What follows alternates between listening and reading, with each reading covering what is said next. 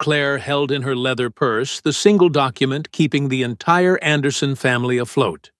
While her husband Ryan prepared to humiliate her in front of their relatives, presenting his mistress Victoria as the woman who truly belonged in his elite circle, nobody at that sprawling mahogany table in Greenwich, Connecticut, knew that the very person they were silently judging was the only one capable of saving them from total financial ruin. What Claire did in the subsequent 10 minutes brought a powerful American dynasty to its knees, all without screaming, without crying, and without begging. She had arrived 20 minutes early, as she always did, for these Sunday gatherings, wearing a simple navy blue dress without any flashy jewelry, preparing to simply endure another afternoon of polite smiles and thinly veiled insults disguised as upper-class manners. The dining room of that immense estate in one of the most exclusive neighborhoods in the country felt suspended in time for a brief moment, as if even the clinking of the silver cutlery had understood the gravity of the situation before the people did. Ryan stood proudly beside Victoria, his hand resting comfortably on her bare back, sporting that devastatingly handsome and cruel smile frozen on the face of a man who had just presented his mistress to his own mother and uncle as a far more elegant and suitable partner.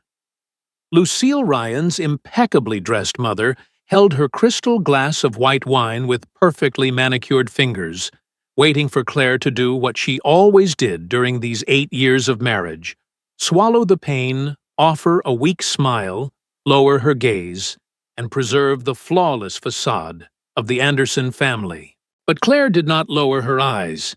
Instead, she gently touched the linen napkin resting on her lap, took a single deep breath, and looked at Ryan as if for the very first time she was not seeing the powerful executive she loved, but a frightened little boy hiding behind an incredibly expensive tailored suit.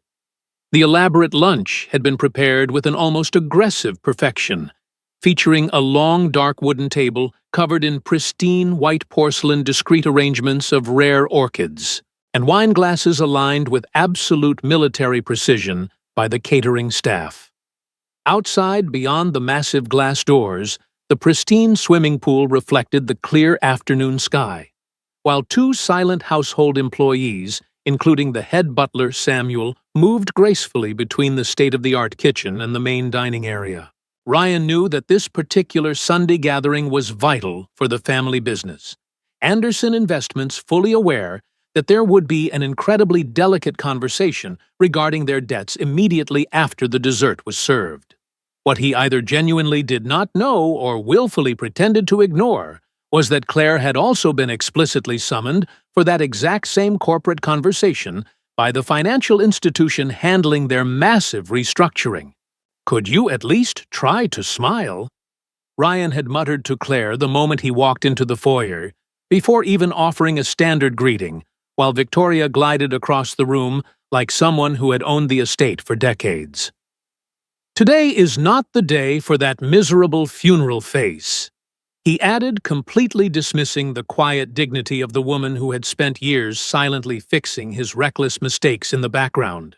Claire looked calmly at him, and then shifted her gaze to the woman clinging to his arm, noting that Victoria was wearing a cream silk dress, heavy gold jewelry, perfectly styled waves in her hair, and a sickeningly sweet perfume that announced her presence long before she spoke.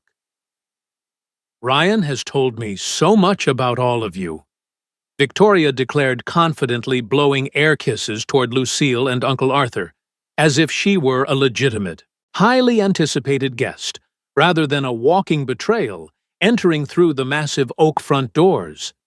Lucille immediately opened her arms with a sudden warmth she had never once offered to her actual daughter-in-law, exclaiming what an absolute pleasure it was to finally meet someone who truly understood the importance of an impeccable social presentation.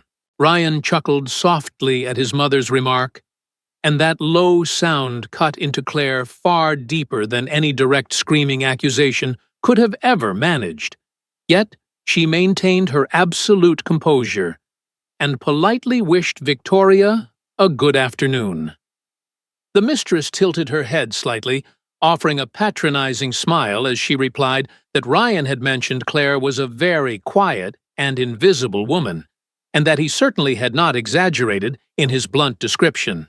The first luxurious course was served in a thick silence filled with dozens of tiny calculated cruelties, as Lucille eagerly asked Victoria endless questions about her recent European travels, contemporary art galleries, exclusive Manhattan restaurants, and relaxing weekends spent in the Hamptons.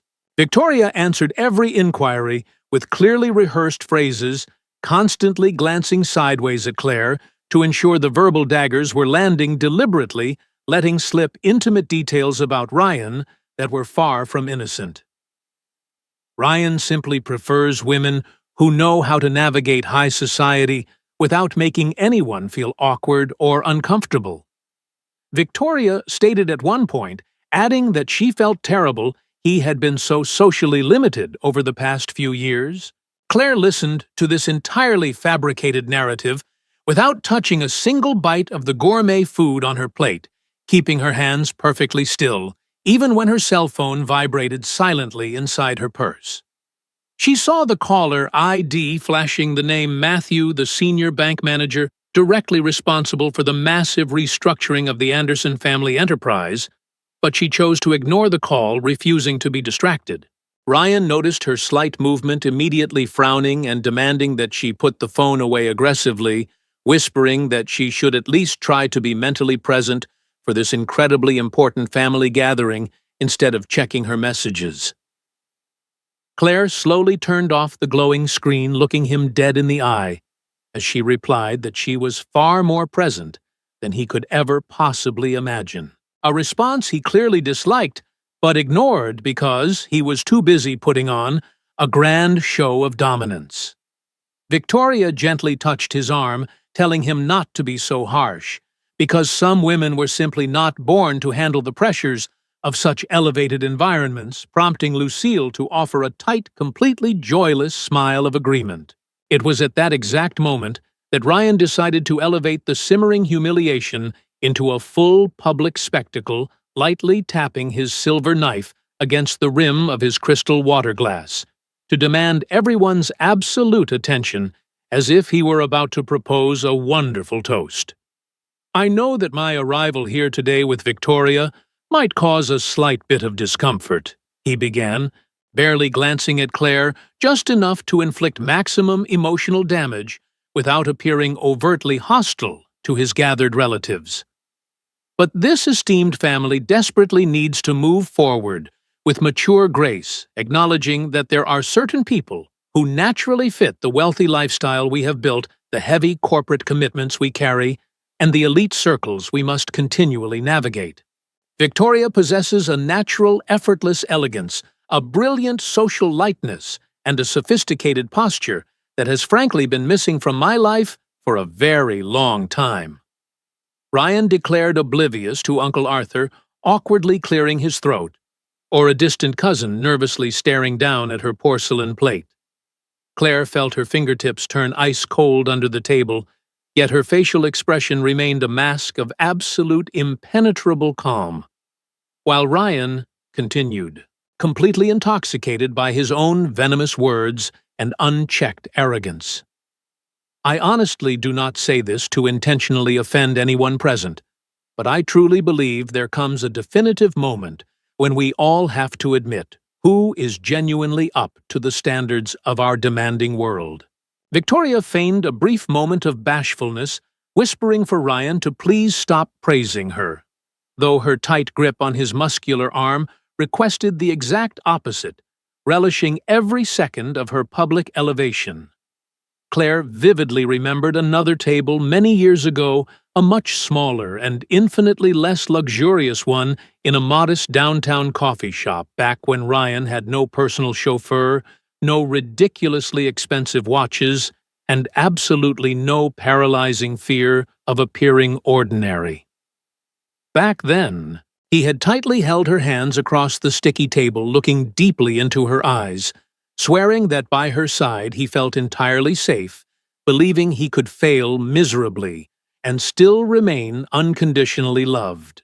In those early hopeful days, Claire had believed him with every fiber of her being, believing him so deeply that she silently signed discreet financial guarantees, introduced him to powerful corporate contacts, and personally interceded with wealthy investors who deeply trusted her own mother's impeccable maiden name. She had single-handedly prevented the very first massive debt of Anderson Investments from snowballing into a catastrophic public scandal, always choosing to stand quietly in the background, beaming with immense pride whenever Ryan received roaring applause and glowing accolades. Even when Lucille slowly began treating her like a dull, unpolished piece of antique furniture, Claire naively assumed that the steady passage of time and her unwavering loyalty would eventually correct the profound injustice of her treatment. But on that specific Sunday, as she was forced to listen to her own husband declare another woman vastly superior in front of the entire family, something deep inside Claire's chest did not shatter with a loud noise. Instead, it simply unlatched. "Are you quite finished?" Claire asked softly, the absolute simplicity of her question irritating Ryan far more than any dramatic, screaming, theatrical scene ever could have, prompting him to snap back that she should not start using cheap irony. Claire carefully folded her linen napkin precisely one time, calmly explaining that it was not irony, and that she merely wanted to confirm if he was done speaking, prompting Victoria to let out a short, condescending laugh. Victoria smugly suggested that this was perhaps not the most appropriate venue for a messy marital crisis, causing Claire to turn her face toward the mistress without a single ounce of visible aggression. "You are entirely correct about that," Claire replied evenly. "A marital crisis inherently requires an actual marriage to exist. What is happening in this dining room right now is something else entirely." Lucille forcefully slammed her wineglass down onto the table, loudly demanding that her daughter-in-law moderate her disrespectful tone because they were in polite company. But Claire met the older woman's furious glare without flinching. "I have forcefully moderated my tone for exactly 8 agonizing years, Lucille," she stated plainly, causing the terrible silence in the grand dining room to instantly become so thick it felt suffocating. Ryan impatiently took a threatening step toward her, angrily accusing her of playing the pathetic victim simply because he possessed the rare courage to loudly articulate what everyone else in the wealthy family had been secretly thinking for years. Claire took one profound grounding breath, and in that precise fraction of a second, she delivered the single sentence that completely vacuumed every molecule of breathable air right out of the luxurious space. "If she is truly so incredibly elegant, then step aside and let her save your drowning family today," Claire said, with a voice far too quiet to be considered a threat, yet infinitely too firm to be mistaken for sudden weakness. Nobody fully comprehended the statement immediately, or perhaps a few of them did grasp the terrifying implication, but desperately preferred not to show their rising panic in front of the wealthy matriarch.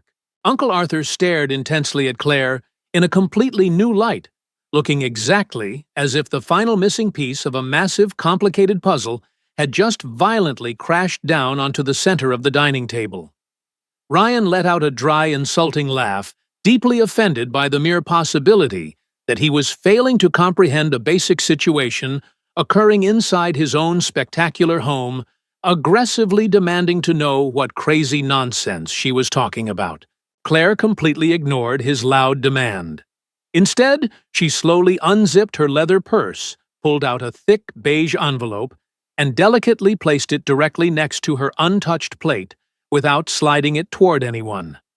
Her phone vibrated once more with an urgent call from Matthew, but this time Claire merely glanced at the bright screen, calmly stood up, and walked out the front door, leaving her wedding ring resting on top of the envelope for Arthur to find.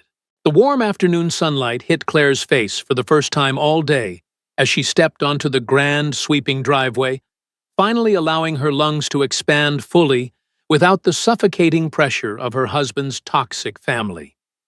Her black luxury car service had not yet arrived, but a sleek silver sedan unexpectedly pulled up perfectly parallel to the massive iron security gates just as she reached the bottom of the wide marble steps. Out stepped Matthew, the senior manager of the elite corporate bank, closely followed by a sharp-looking woman in a tailored gray suit carrying an expensive leather briefcase, both dressed strictly for an intense financial negotiation rather than a casual Sunday feast. Matthew spotted Claire standing near the grand entryway, his face instantly breaking into a massive smile of profound professional relief, an expression that rapidly evaporated the moment he registered the absolute coldness in her usually warm eyes. "Madam Claire, please accept my sincere apologies for the endless phone calls. We were strictly informed that the final verification meeting with the Anderson family would take place immediately following your lunch," the banker quickly explained. Claire stared at him in utter silence for several long seconds, hyper-aware that the massive oak front doors had swung wide open behind her, revealing Ryan sprinting down the hallway, closely trailed by a panicked Lucille and a highly confused Victoria. Matthew, completely oblivious to the intense emotional destruction that had just occurred inside, pushed forward urgently stating that without her explicit physical presence and direct signature, the bank absolutely could not advance the massive corporate restructuring of the family enterprise. That single heavily loaded sentence ripped through the grand foyer like a silent, bloodless bullet, causing Ryan to freeze entirely in his tracks, while Lucille tightly gripped the ornate back of an antique velvet armchair to steady her trembling knees. "What specific contract are you talking about?" Ryan asked, his usually booming, arrogant voice suddenly stripped of all its former confidence, sounding remarkably like a terrified junior employee facing a brutal corporate termination. Matthew looked at the frightened executive, then back to Claire, with growing discomfort, before formally clarifying that the primary financial guarantee securing the massive bailout agreement was entirely based upon the personal untouchable assets of Madame Claire Miller. The banker continued, completely unaware of the bomb he was dropping, explaining that the emergency meeting today was scheduled specifically to finalize the binding conditions using her family's wealth, making Claire close her eyes briefly upon hearing her powerful maiden name spoken aloud. Lucille stumbled one step forward, her face completely drained of color, as she aggressively insisted to the banker that there had to be some ridiculous clerical error, because her brilliant son personally conducted all the vital business negotiations for the entire corporation. The stern woman in the gray suit adjusted her glasses and responded with an incredibly sharp-cutting courtesy, correcting the matriarch by stating that while Ryan handled the basic operational negotiations, he had absolutely zero control over the massive patrimonial guarantee keeping them solvent. Uncle Arthur, standing quietly behind the frantic group, was already holding the torn-open beige envelope in his trembling hands, his face looking completely devastated as he read the undeniable legal proof of Claire's secret monumental sacrifices. Ryan stared at his wife as though she had committed the ultimate unforgivable act of high treason, simply by proving she was infinitely larger, wealthier, and more powerful than his fragile ego had ever allowed him to imagine. "Why didn't you ever tell me about this?" Ryan demanded desperately, the pathetic question tumbling out of his mouth long before his brain could process how utterly absurd and hypocritical it sounded given his recent behavior. Claire met his terrified gaze, and for the very first time that entire Sunday, a deep, heavy shadow of profound exhaustion darkened her expressive eyes as she firmly told him that she had in fact told him multiple times over the years. She reminded him in a voice devoid of any warmth that he only ever bothered to listen to her financial advice when her massive corporate interventions magically arrived without her powerful maiden name attached to them. Ryan opened his mouth to argue, closed it quickly, and then desperately looked toward Victoria as if silently begging his new mistress to provide some impossible magical explanation that would save his crumbling corporate empire. Victoria hastily attempted to regain her shattered composure, nervously smoothing her perfectly styled hair, while stepping forward to declare confidently that Claire was obviously just using her massive wealth as a sick, desperate tool to manipulate him into staying. Claire almost offered a tiny smile, but there was absolutely no humor left in her battered soul, calmly correcting the mistress by stating she used her vast personal fortune purely to protect an ungrateful family that constantly called her a heavy burden. The strike was flawlessly clean, incredibly low, and delivered completely without a single raised voice, causing Victoria to pale significantly, as Matthew loudly cleared his throat, finally realizing he had inadvertently stepped into an incredibly intimate and explosive domestic war zone.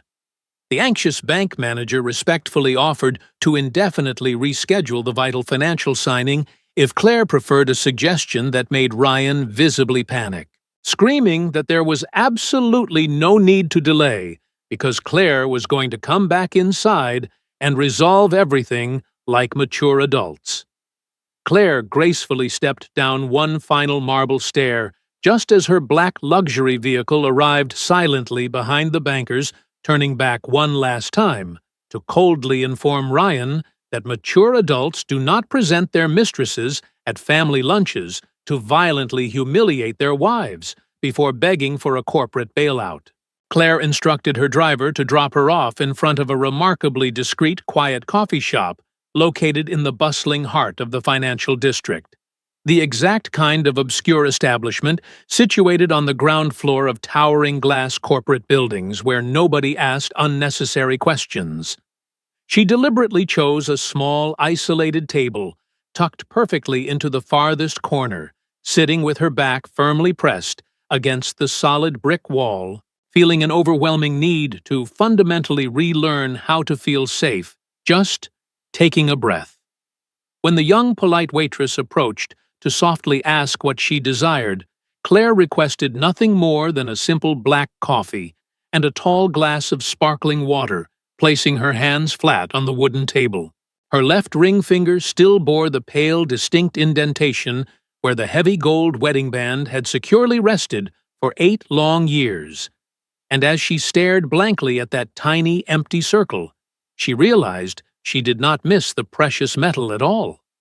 Instead, she deeply mourned the incredibly naive, hopeful woman who had foolishly believed that that specific circle of gold actually protected a sacred bond, rather than merely serving as a shiny shackle tying her to a family of arrogant parasites.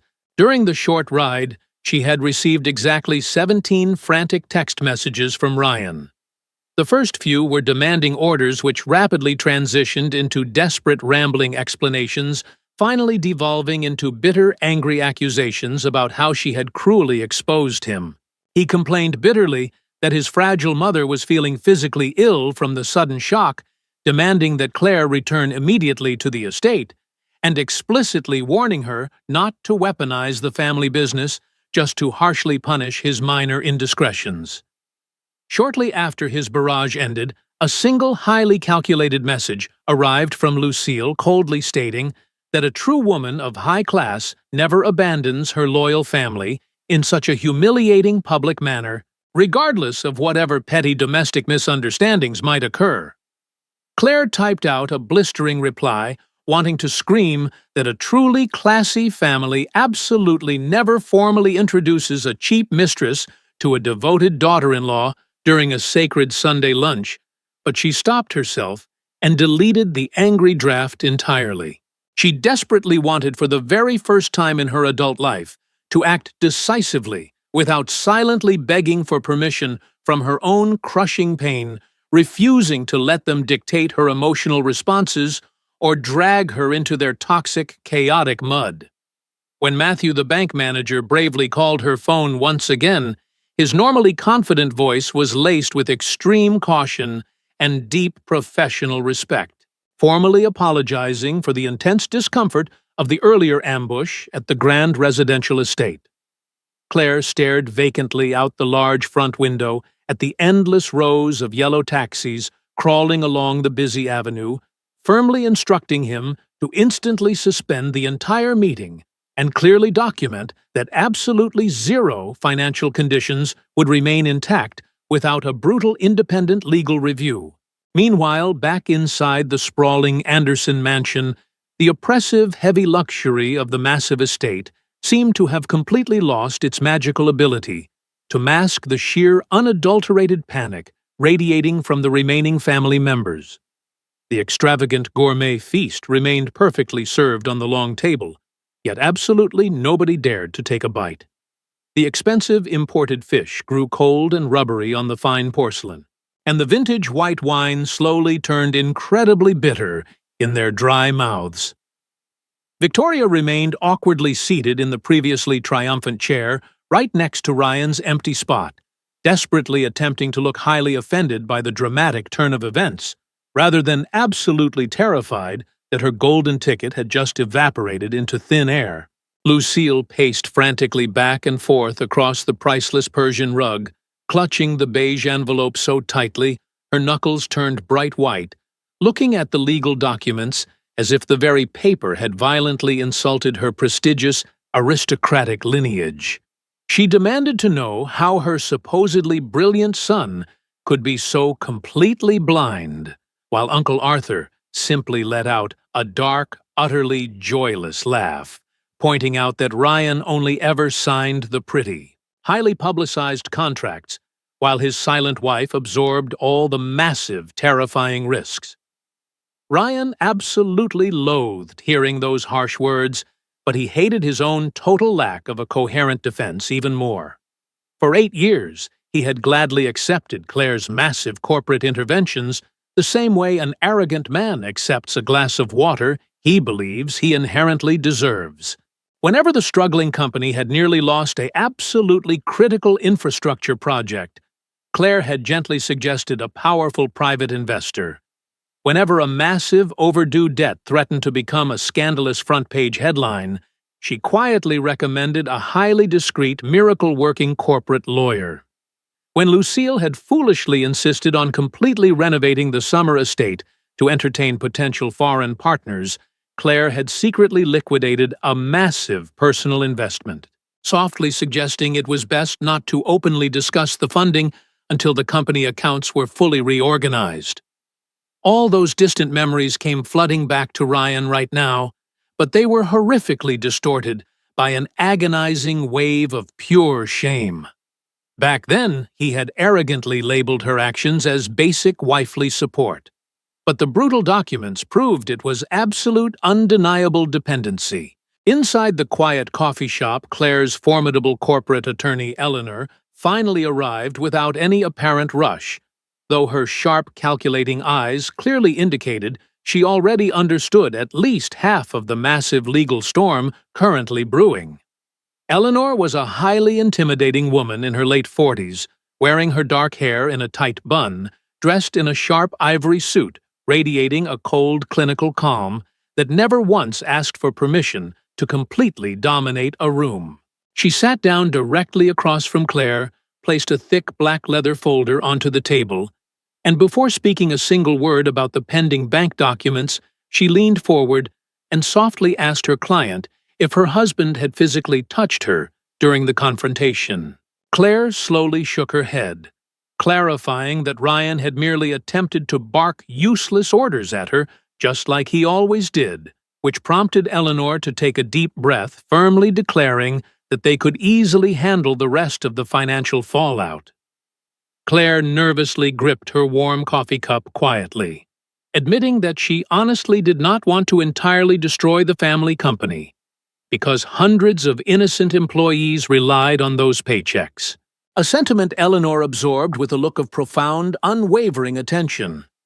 The razor-sharp lawyer completely agreed, but sternly promised that she would absolutely never allow Claire to continue blindly rescuing a broken corporate structure that gleefully exploited her pristine name, massive assets, and stellar reputation while treating her like an inconvenient stray dog. The very first aggressive legal measure they drafted was beautifully simple yet incredibly heavy. A formal, legally binding notification instantly dispatched to the central bank, indefinitely suspending any physical confirmation of the bailout funds until every single term was ruthlessly reviewed. The second, far more explosive measure was to completely legally block Ryan Lucille or any other acting member of Anderson Investments from ever using the prestigious Miller family name in any future negotiations without Claire's explicit, written and notarized authorization.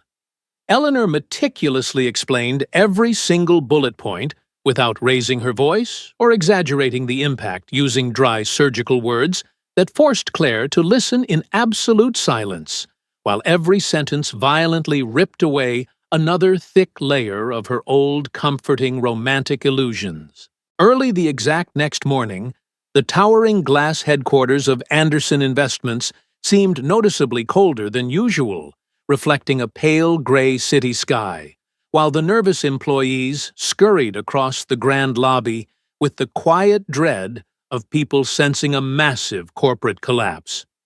Ryan arrived significantly early, completely forgetting to wear his signature silk tie. His bloodshot eyes heavily ringed with deep dark bags, proving he had absolutely not slept a single minute during the agonizing, revelation-filled night. For the first time in his entire entitled corporate career, the front desk receptionists greeted him with an incredibly strange, cautious hesitation, treating him exactly as if he had magically transformed overnight from the powerful heir apparent into a walking scandal about to explode. Sitting heavily behind his massive mahogany desk, Ryan found 3 massive, dusty archival folders that Uncle Arthur had deliberately left there during the early hours of the morning, each containing hard copies of massive corporate victories Ryan had falsely claimed as his own. In every single file tucked neatly into the bottom right corner, where his arrogant eyes had never bothered to look, rested the firm, undeniable signature of Claire Miller, explicitly using her powerful maiden name instead of his own carefully guarded family surname. He ran his trembling fingers over the dark blue ink, a dry, suffocating wave of intense shame rising rapidly in his throat, as he vividly recalled her coming home exhausted from secret board meetings he had never even bothered to ask her about. Victoria unexpectedly stormed into the executive office shortly past 10 o'clock, completely unannounced, aggressively strutting down the carpeted executive hallway, wearing oversized black sunglasses and carrying a bright red designer handbag that drew far too much inappropriate attention.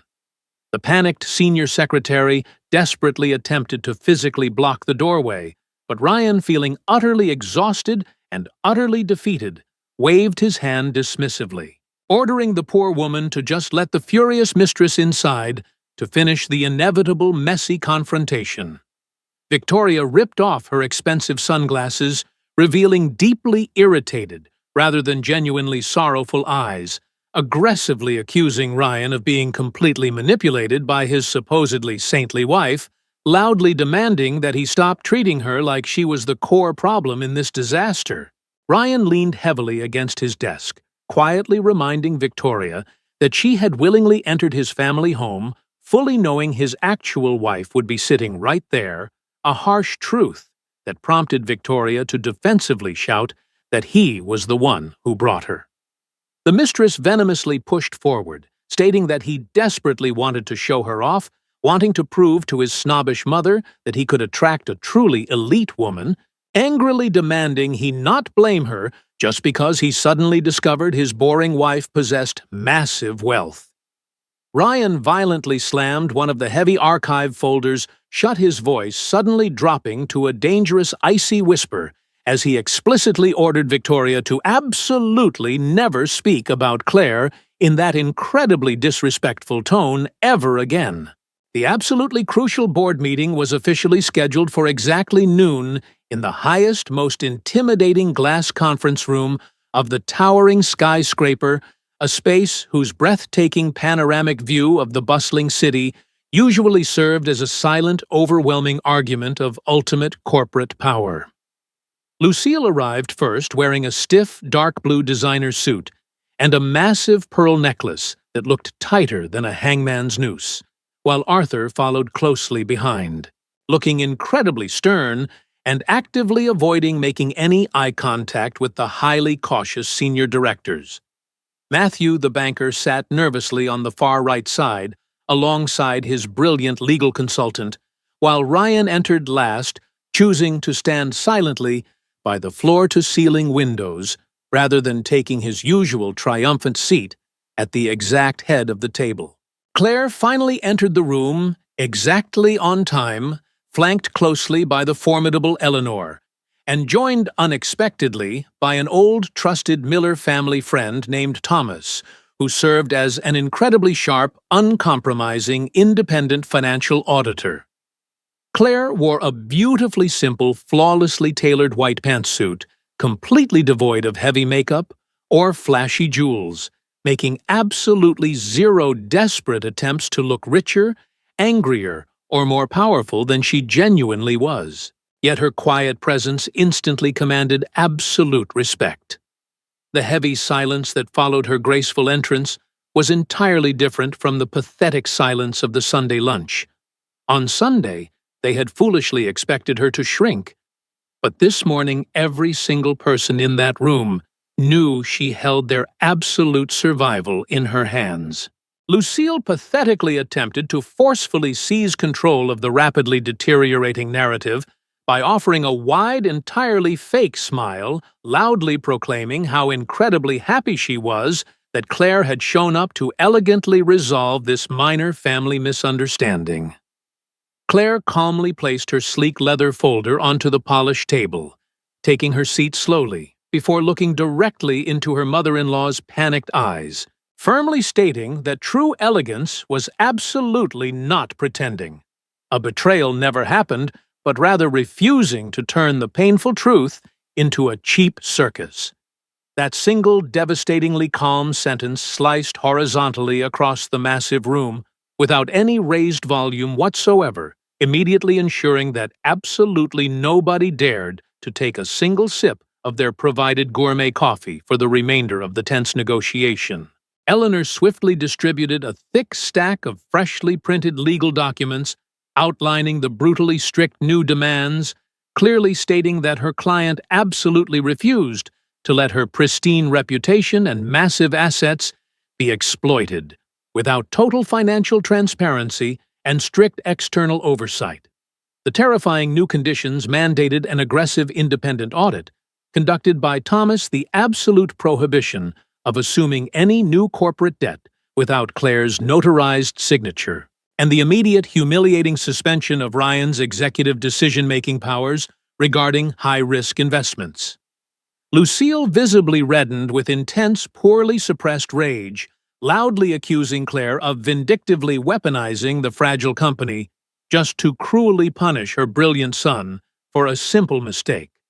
But Eleanor instantly shot back that they were merely stopping the company from punishing its secret savior. Ryan finally stepped away from the massive window looking at the printed documents before firmly grabbing his expensive silver pen, fully knowing that signing these binding papers would effectively strip away his remaining corporate crown and completely shatter his massive ego. He signed his name quickly, pushing the heavy stack of papers toward the stunned senior directors, quietly ordering them to aggressively implement every single one of the demanded changes without further argument, completely ignoring his mother's frantic, desperate gasps of profound disbelief. When the intense, grueling formalization finally concluded over an hour later, absolutely nobody clapped or offered fake relieving hugs. There was merely a heavy, sad exhaustion as Claire respectfully shook the banker's hand softly, noting that the truly difficult part was waiting so incredibly long to act. Out in the quiet, carpeted corporate hallway, Ryan quickly caught up to Claire just before she stepped into the waiting private elevator, respectfully maintaining a healthy physical distance, as if finally understanding that true closeness strictly required earned permission. He desperately wanted to deliver a massive cinematic apology, but looking at her calm face, he simply confessed that he had cowardly erased her contributions because he was utterly terrified of admitting how deeply he truly needed her. Claire looked back at him, the heavy elevator doors slowly beginning to close, and honestly replied that the meeting today had successfully saved his failing company, but it absolutely had not saved the two of them. Exactly 3 long months later, Claire finalized the lease on her very own spectacular apartment overlooking the bustling city park, featuring massive windows, bright white walls, and a beautiful light oak dining table she picked out entirely by herself. She spent her peaceful mornings brewing incredibly strong black coffee, thoroughly enjoying the profound silence that no longer felt like a heavy punishment, frequently hosting Eleanor and her bright young paralegal Jessica for casual, laughter-filled evening dinners. She carefully locked her old gold wedding band inside a tiny velvet box, not keeping it as a pathetic promise of a romantic return, but rather as a powerful, undeniable physical proof of her own incredible emotional survival. Ryan eventually reached out requesting a completely neutral conversation, and Claire agreed to meet him on a bright Saturday morning in a quiet, heavily wooded section of the city park, far away from the toxic mansions and the high-pressure corporate skyscrapers. He arrived carrying 2 cups of plain black coffee, looking significantly healthier and far less burdened by his own inflated importance, walking slowly beside her, while admitting he had finally started attending intensive therapy sessions to address his profound insecurities. He softly admitted that he deeply missed her, but Claire gently stopped walking, looking directly at the towering green trees, firmly replying that she absolutely refused to ever return to a magnificent house where she was forced to completely disappear. He nodded with genuine understanding, promising he would not beg her to come back, but rather focus completely on becoming a man who did not require a woman to shrink so he could feel exceptionally tall. There was absolutely no grand theatrical reconciliation, no passionate kissing under the falling leaves, and absolutely zero promises of a magical second honeymoon to easily erase the 8 years of emotional neglect. Instead, Claire smoothly transitioned the conversation to the necessary legal logistics of formally filing for an official separation, feeling an incredible wave of absolute freedom wash over her chest, as Ryan swallowed hard and softly agreed to sign whatever she needed to feel safe. As Claire walked back to her sunlit apartment that afternoon, she realized her immense value was never defined by the expensive clothes she wore, the elite tables she sat at, or the powerful man she stood silently behind. True strength often requires walking away from spaces that demand your silence, recognizing that genuine love never asks you to constantly sacrifice your dignity to protect someone else's fragile pride. We often spend years desperately trying to fix broken people, pouring our golden energy into bottomless pits, mistakenly believing that our endless suffering will eventually be rewarded with basic respect. Life's hardest but most liberating lesson is learning that your true home is never a physical place or another person. It is the absolute, unshakable peace you cultivate within yourself when you finally decide your own voice matters. Only when you possess the courage to leave the table where respect is no longer being served can you truly sit down at the grand banquet of your own beautiful, uncompromised life.